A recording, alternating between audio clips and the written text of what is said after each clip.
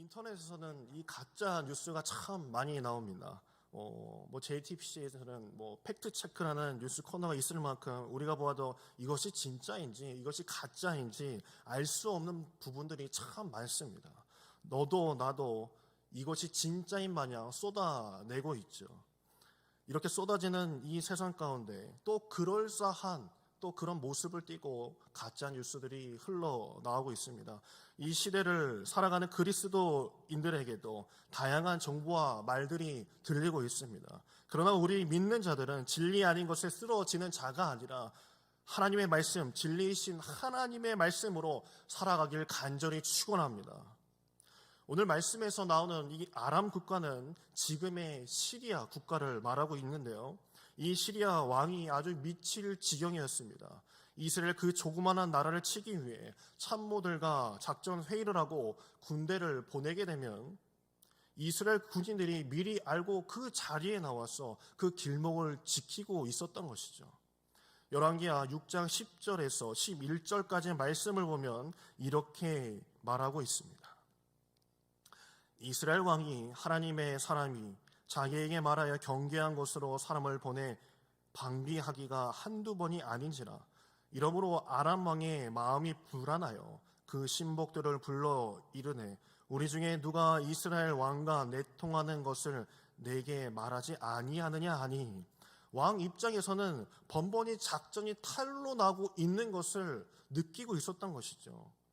혹시 내 참모들이 내 주변에 누가 스파이 짓을 하고 있는 건 아닐까라고 생각을 했습니다. 아마 참모들 입장에서도 까딱하다가 내가 의심받아서 목이 날아가겠구나 라고 그렇게 느꼈을 것입니다. 왕의 눈빛이 싸늘해지자 그 참모들과 그 신하들이 왕께 이렇게 이야기를 하죠. 12절 말씀입니다. 그 신복 중에 한 사람이 이르되 우리 주 왕이여 아니로소이다. 오직 이스라엘 선지자 엘리사가 왕이 침실에서 하신 말씀을 이스라엘의 왕에게 고하나이다 하는지라. 이스라엘에는 엘리사라는 예언자가 있는데 그는 왕이 침실에서 무슨 은밀한 말을 할지라도 다 알아차리고 이스라엘 왕에게 다 알려준다고 합니다 라고 이 신하들이 이야기를 했습니다. 그렇다면 먼저 왕이 해야 할 일이 무엇인지 이제 나오겠죠. 왕은 엘리사를 제거하기 위해서 군대를 파견하게 됩니다. 엘리사는 그때 도단성에 머물러 있었고 이른 아침 성 밖에 내다본 엘리사의 사원이 깜짝 놀랍니다. 아람 군대가 엘리사를 잡으러 어마어마한 숫자를 가지고 진을 치고 있었던 것입니다. 엘리사에게 다급하게 상황을 알리자 엘리사는 태평합니다. 그러냐? 라고 이야기를 합니다. 그럴수록 사안은 애 같아요. 아니 선지자님, 지금 밖에 아람 군대가 왔다니까요. 그래? 라고 이야기를 하는 거예요. 열왕기하 5장 지금 읽은 바로 앞장을 보면 나아만 장군이 깨끗함을 받고 돌아갔다라는 이야기가 있습니다. 게하시라는 이 사원, 이 종도요, 나아만 장군이 돌아갈 때 그 게하시 종이 장난질을 하다가 나병이 든 사실을 그 엘리사의 제자들도 분명히 다 알고 있었을 것입니다. 하나님의 능력을 분명히 보았고 체험했던 이들이었지만 그것이 자신 눈으로 분명히 보았지만 지금 도단성에 같이 있었던 이 사원은 아람 군대를 보고 태평한 엘리사 선생님이 이해 가지 않는다라고 이야기를 하고 있는 것이죠. 이 말인 즉슨 하나님을 믿는 자들보다 하나님을 믿지 않는 자들이 오히려 더 하나님을 두려워하고 말씀이 살아있다는 것을 느끼지 못하고 믿지 못하고 있다라는 말을 하고 있는 것이죠. 제가 작은 교회를 하고 있을 때, 개척을 하고 있을 때요, 상당히 도망가고 싶을 때가 참 많았습니다. 시작한 것을 후회했던 적도 있고, 왜 그런 생각 하지 않았겠습니까?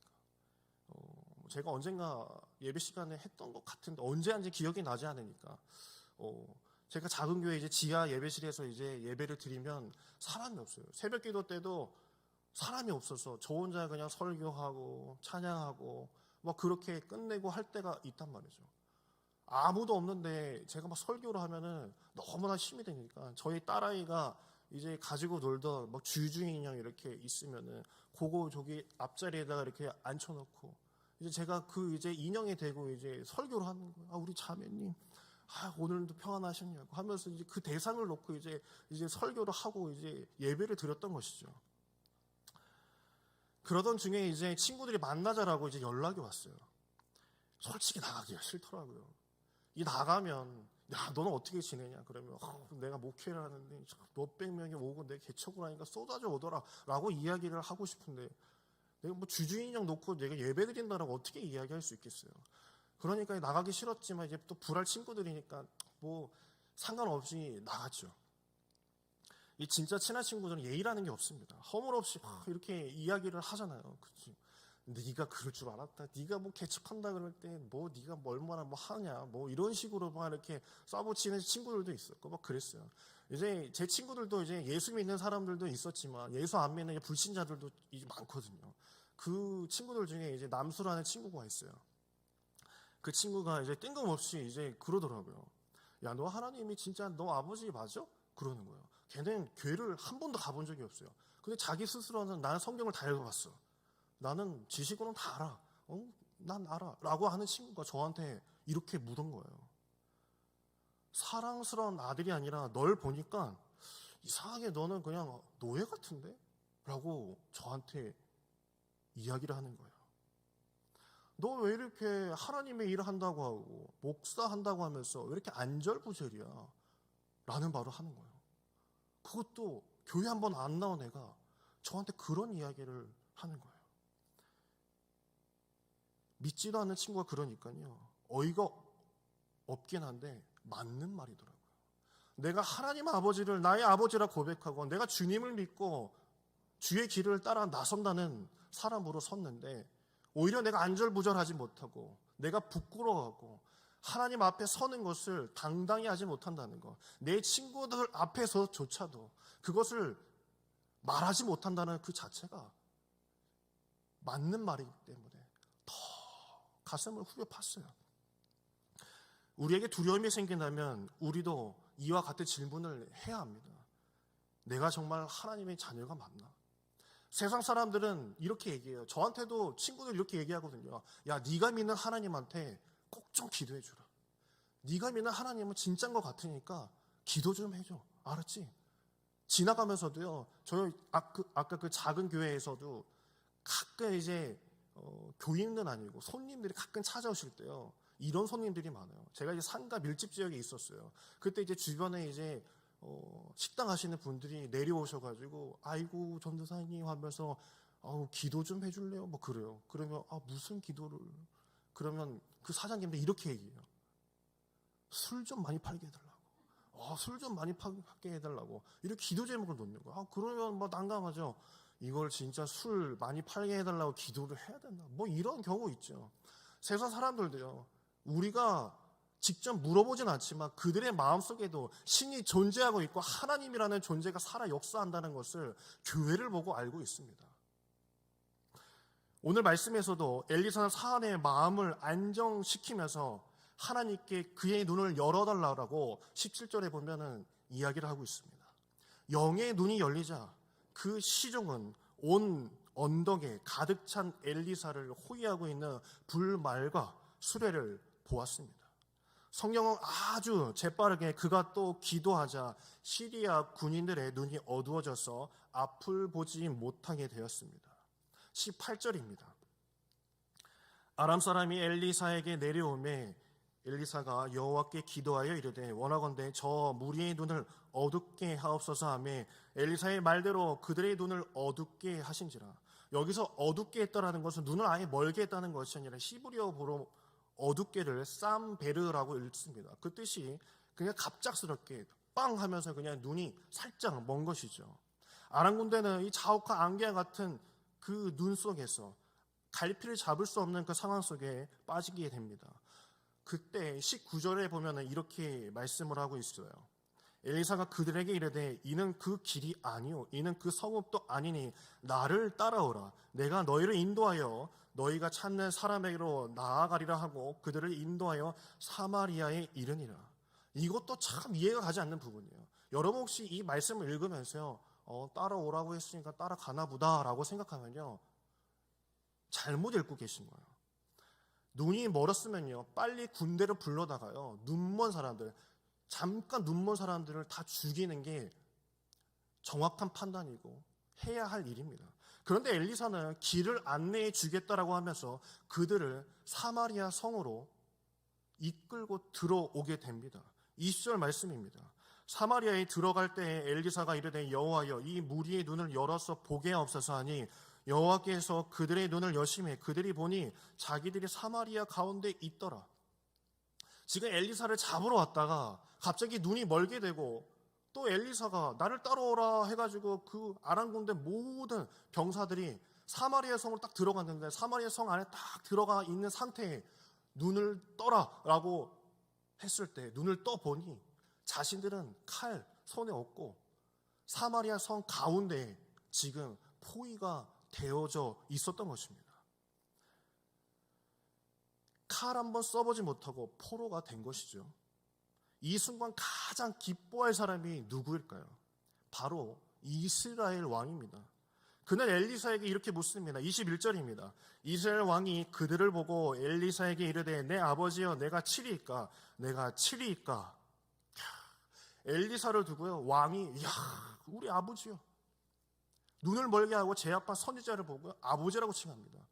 야 우리 지금 쩔쩔매고 있었는데 역시 하나님이 좀 대단하십니다 하면서 아버지요 내가 좀 허락을 구할 게 있는데 이 백성들 아무것도 들지 않은 이 백성들 내가 쳐도 되겠습니까? 라고 묻고 있는 것이죠. 그 당시는요 전쟁 후에 전리품을 가지기 위해서 혈안이 되었던 시기였습니다. 부의 창출은 전쟁 아니면 가능치 않았기 때문에 한마디로 이스라엘 왕은 신이 난 거예요. 저 전리품, 저들이 가지고 있었던 칼과 무기, 그 식량들을 다 빼앗을 수 있겠구나라고 생각을 했겠죠. 그렇다면 그 아람 군사들은 어땠을까요? 아마 공포 그 자체였습니다. 자신들의 숫자를 보고 금방 끝날 줄 알았던 이 전쟁이 역전이 돼서 자신들은 포위가 되어 버린 상태가 된 것입니다. 어쩌면 이 사마리아 성에서 평생을 종으로 살 수밖에 없는 인생을 남겨두고 있었던 것이죠. 왕이 가라고 해서 왔건만 포로가 된 거예요. 피해는 아랫사람과 고스란히 받게 되어 있습니다. 상하 관계가 그런 것이죠. 고대의 시대에는 신과 같은 왕이 명령을 하면 그냥 죽은 척을 하든 죽든 다 죽어야 되는 것입니다. 이들이 무슨 죄가 있겠습니까? 그때 엘리사가 뜻밖의 소리를 하게 됩니다. 22절입니다. 대답하되 치지 마소서. 칼과 활로 사로잡은 자인을 어찌 치리이까? 떡과 물을 그들 앞에 두어 먹고 마시게 하고 그들의 주인에게로 돌려보내소서 하는지라. 모두가 놀랐습니다. 정신 나간 소리 아닙니까? 이게 전쟁 상황에서 할 수도 있고요. 아무리 하나님의 종일지라도 지금 사마리아 성까지 데리고 왔으면 그들을 몇 명은 죽이고 몇 명은 종으로 삼게 하는 게 세상적으로 볼 때는 가장 합리적인 방법 아닐까요? 그런데 엘리사는 밥을 챙겨 먹이고 돌려보내라, 아람 국가로 다 돌려보내라라고 이야기를 하고 있는 거예요. 적을 잘 대접해서 보내라고. 언제 그들이 돌아갔다가 다시 칼을 들고 올지 모르는데 잘 대접해서 보내라고요. 이스라엘 왕도 뭐 지가 잡아온 것도 아니고 하는 수 없이 아람 군인들을 하여금 먹고 마시게 한 후에 돌려보냈습니다. 아마 이런 부분이 성경에서 딱 여기밖에 없을 겁니다. 그런데 성경은 얼마 뒤에 24절을 보면요 이렇게 이야기하고 있습니다. 이후에 아람 왕 베나다시 그의 온 군대를 모아 올라와서 사마리아를 에워싸니 시리아 왕 베나다시 정군을 이끌고 그 도망쳤던 돌려보냈던 그 군사들을 데리고 다시 포위를 했어요. 엘리사의 햇볕 정책은 실패한 것입니다. 저희 한반도도 그렇지 않습니까?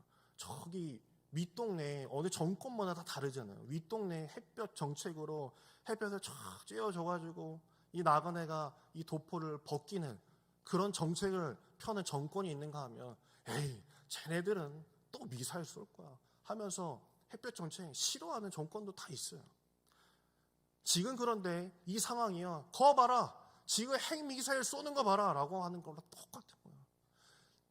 엘리사 당신이 돌려보냈더니 그들이 칼을 들고 우리를 또 죽이러 오지 않았느냐고. 그때 죽였으면은 우리가 지금 이런 꼴이 나지 않겠느냐라고 지금 왕은 화가 단단히 났어요. 31절에 보면 이렇게 얘기하고 있습니다. 열왕기하 6장 31절입니다. 왕이 이르되 사밧의 아들 엘리사의 머리가 오늘 그 몸에 붙어 있으면 하나님이 내게 벌 위에 벌을 내리실지라도 내가 하니라. 내가 저 엘리사의 목을 오늘 안에 다 비워버리겠다라고 지금 왕이 화가 잔뜩 나 있는 거예요. 내 진짜 저 엘리사 저럴 줄 알았다. 뭐 지만 깨끗하다고, 자기만 좋은 모습, 자기만 하나님의 종이라고 뭐 살려 보내자고 지금 이상하게 할 얘기냐라고 이야기했을 겁니다. 주님의 가르침은 그래서 비현실적으로 보이는 거예요. 우리의 신앙도요, 이성적이고 합리적이어야만 하지만 때로는 그것을 넘어설 때가 다 있습니다. 주님께서 말씀하신 대로 살면은 내가 보는 세상과 하나님이 제시해 주시는 그 모습과 동떨어질 때가 참 많은 것이죠. 그렇지만 왜 아들을 보내신 하나님의 사랑은 이성적으로 설명이 되지 않는 것입니다. 우리의 이성을 뛰어넘는 것이 하나님의 뜻이고 하나님의 말씀인 것이죠. 신앙은 계산이 아닙니다. 당연한 것을 그저 하는 것입니다. 하나님께서 그걸 원하신 것이죠. 엘리사의 호의에 힘입어 새 생명을 얻은 시리아 그 아람 군사들은요, 이후에 어떻게 살았는지는 성경에서 찾아볼 수는 없어요. 어쩌면 그들은 또다시 전쟁에 동원될 수도 있어요. 인간은 때로 자기의 의사와 상관없이 역사의 흐름에 막 휩쓸릴 때가 있기 마련입니다.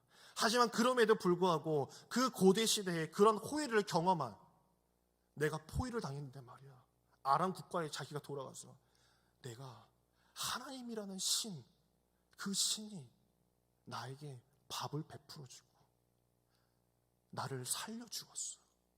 내가 어느 성에 포위를 당했을지라도 나를 살려서 보낼 신은 없지만 저 여호와만큼은 나를 살려 보냈어.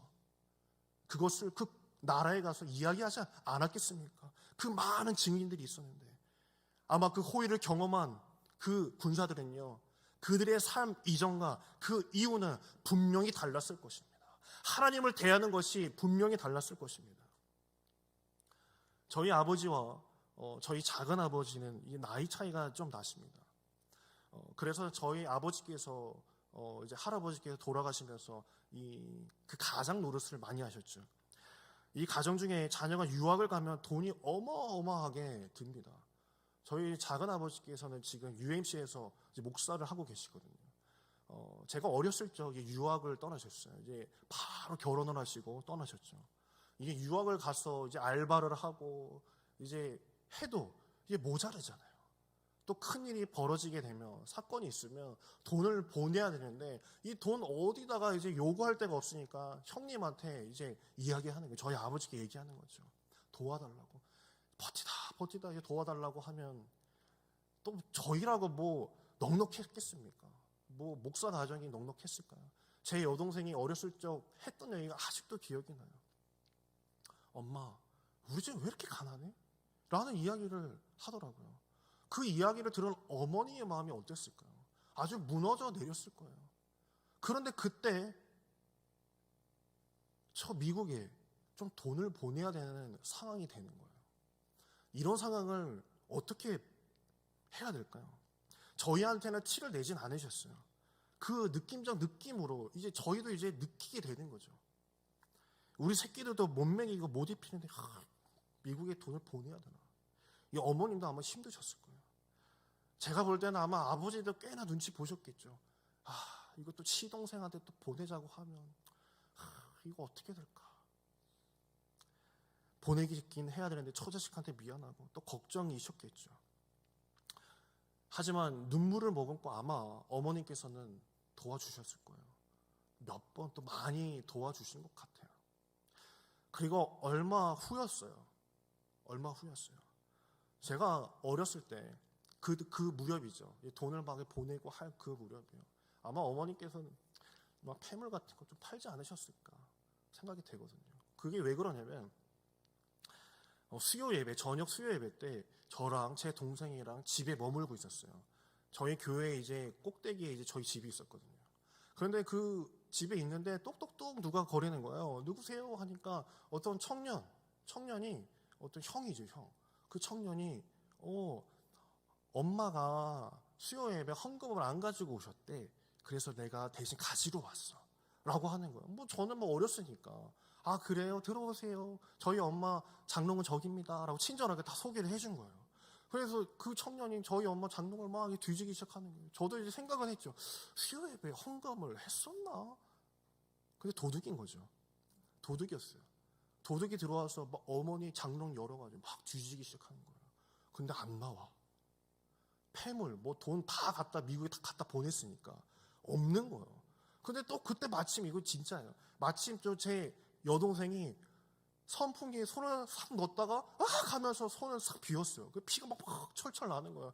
강도도 돈이 없는 것도 당황스러운데 또 제 여동생 피가 철철 나니까 그것도 당황스러워. 그래서 또 어떻게 할지 모르니까 구급약 어딨냐 하면서 저기 있다고 해가지고 막 치료해주고 막 도망치더라고요. 또 이제 수요 예배 끝나가지고 이제 엄마가 왔어요. 엄마, 지혜가 여기 다쳤어요. 누가 치료해줬어? 어떤 형이 와가지고 엄마 헌금 달라고 그러던데 나 그런 적 없는데 하면서 경찰 부르고 막 그런 거예요. 근데 어머님이요 다 거기서 딱 무릎을 꿇으시면서 주저앉으시면서요 그렇게 말씀하세요. 하나님 감사합니다. 감사합니다. 내가 만약 저 미국에 돈 보낼 게 아깝고 아쉬워서 그거 만약에 보내지 않았다면 오늘 아마 다 도둑에게 빼앗겼을 것이고 내 손에서 없어졌을 것인데 내 도련님에게도 내 마음을 보냈고 나도 하나님 앞에서 감사함을 가질 수 있었구나 라고 하시더라고요. 아람 군대를 엘사가 바로 무너뜨렸으면 어쩌면 그 후에요 당장 전쟁은 일어나지 않았을 것입니다. 하지만 하나님의 방식은 결코 그게 아니었습니다. 바보 같았어요. 사랑과 자비로 어떻게 칼과 방패를 이긴단 말입니까? 우리도 신앙생활을 할 때 그렇습니다. 주님, 제가 어떻게 이렇게 살 수 있겠습니까? 주님의 방법으로 주님께서 주신 이 뜻으로는요 제가 이 세상에 살아갈 때요 얼마나 힘든지 몰라요. 제가 오늘 오후에요 아이들과 놀려주면서요 놀이터에서요 어떤 한 성도님을 만나게 됐어요. 근데 그 성도님이 저한테 그러더라고요. 목사님, 제가요 식당 장사를 하는데 제가 작년에는 주일 성수도 못하고 그냥 식당 장사만 오로지 했는데 제가 이번부터는 정말 주일 성수하려고 남들은 왜 장사 안 하냐고 제일 장사 잘 되는 일요일에 왜 장사 안 되냐고 하지만 저는 올해부터 주일 성수하겠다라고 이렇게 이야기를 하시더라고요. 하나님이 채워주시겠죠. 저는 내려놨습니다 라고 말씀하시더라고요. 그 풀어주었던 사마리아 성을 감싸왔던 아람 군대 때문에 망할 줄 알았지만 그렇지 않았습니다. 열왕기하 7장 6절에서 7절 말씀을 보면 이렇게 말씀하고 있습니다. 이는 주께서 아람 군대로 병거 소리와 말소리와 큰 군대의 소리를 듣게 하셨으므로 아람 사람이 서로 말하기를 이스라엘 왕이 우리를 치려하여 헷 사람의 왕들과 애굽 왕들에게 값을 주고 그들을 우리에게 오게 하였다 하고 해질 무렵에 일어나서 도망하되 그 장막과 말과 나귀를 버리고 진영을 그대로 두고 목숨을 위하여 도망하였음이라. 아멘. 창과 방패를 악을 넘어선 것이 아니라 오히려 하나님의 방법을 통해서 하나님께서 역사하신 줄 믿습니다. 우리는 우리의 뜻대로 하면 되겠지 하나님의 말씀대로 하면 안 되지 않을까라고 생각할 수 있겠지만 그 끝내 하나님을 끝까지 믿는 자에게는 하나님께서 역사하실 줄 믿습니다. 우리의 삶 또한 하나님의 섭리를 통해 이어나가야 할 줄 믿습니다. 세상은 변하지 않는 것처럼 보일 수 있겠지만 그렇게 살아가는 그리스도인들의 모습을 바라보고 이 세상은 점차 변해가는 것입니다. 하늘의 뜻이 이 땅에 이루어지는 그날까지 우리 그리스도인들은 하나님의 말씀을 붙잡고 끝까지 버텨나가는 것, 그것이 하나님께서 이 땅에 예수 그리스도로 이성적이지 않는 그 방법으로 우리에게 너희가 이렇게 살아야 된다 라고 말씀해 주시는 것이죠. 오늘 저와 여러분은 하나님의 방법은 다르다는 것, 끝까지 버텨내는 저와 여러분에게 간절히 축원합니다. 오늘 이 시간에도 하나님께서는 역사하실 줄 믿습니다. 주의 옷자락을 끝까지 붙들고 있는 우리에게 하나님의 뜻은 펼쳐질 것이고, 봄이 오듯이 우리의 삶 또한 봄이 찾아올 줄 믿습니다. 기도하겠습니다. 자비하신 하나님 감사합니다. 오늘도 주님의 말씀을 통해서 나의 마음에 힘을 얻게 하여 주시옵소서. 세상 사람들이 보기에는 그 방법이 옳을까? 미련한 짓 아닌가? 라고 생각할 수 있겠지만, 하나님의 말씀을 붙들고 사는 그 모습을 바라보며 세상 사람들은 변하게 될 것이고, 우리가 최후 승리를 얻는 그날 모든 자들이 하나님을 영접할 줄 믿습니다. 우리가 그 믿음 지켜내게 하여 주시옵소서. 비록 우리가 이 교회에 모이지 못하지만 각 처소에서 하나님의 그 말씀을 붙잡고 아버지 그곳에서도 아버지 무릎 꿇을 수 있는